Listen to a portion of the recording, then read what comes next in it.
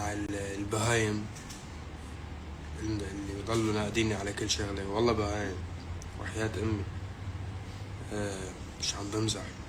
فأنا محظوظ على قد ما في بهايم بخلقتي وبحياتي، على قد ما في محبين بحياتي. والحمد لله رب العالمين على محبتكم، الله يديمها يا رب. بحبكم كتير، ميرسي.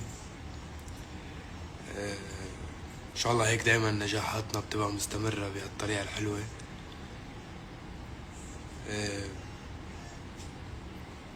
قلت ندخن سيجارة مع بعض وفوت على الاستوديو وكفي موسيقى.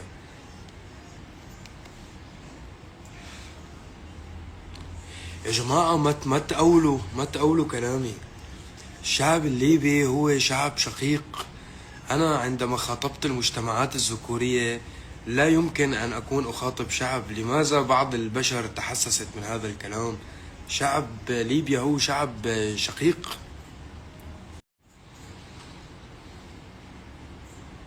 أصلا هن لما أنا بيجي بقول لا تحية إلى المجتمعات الذكورية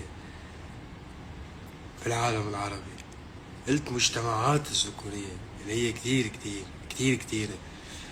فأنا مخصص قلت المجتمعات الذكورية، أينما يوجد مجتمعات الذكورية لا تحية لهم.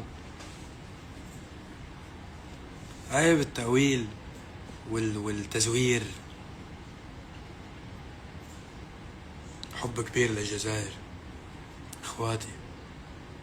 يلا عم نحضر العمل مع اخي سول كينج، ان شاء الله بتحبوه، كسر الدنيا.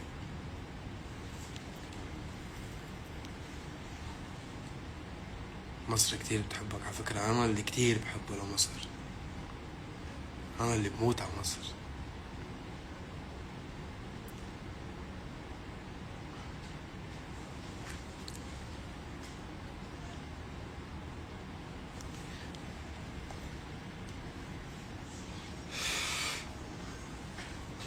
شو سر كل هالمحبة والنجاحات؟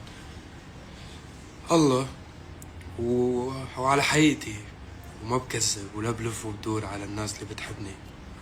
هيك الحمد لله رب العالمين.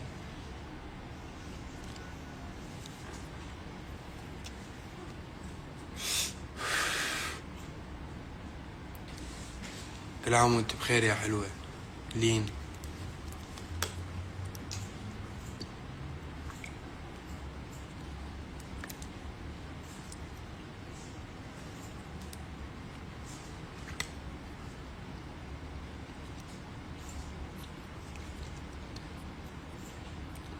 ولك بتشرف في المغرب ان شاء الله يا رب. عملنا قرطاج، عملنا موازين، عملنا جرش، عنا اوتو ب يوكي. هلا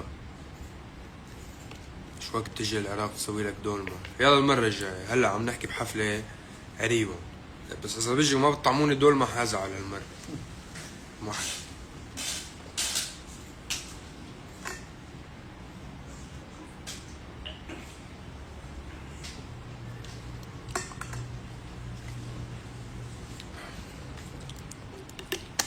ميل بسوريا كمان يا رب بإذن الله قريبا.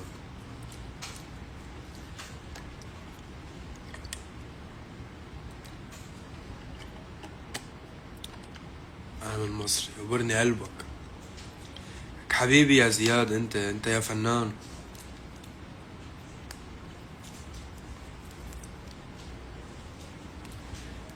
ليه ما تغني خليجي ان شاء الله. يلا سلمت عليكم، بحبكم كتير. يقبرني قلبكم، يقبرني رب كل الناس اللي بتحب الخير.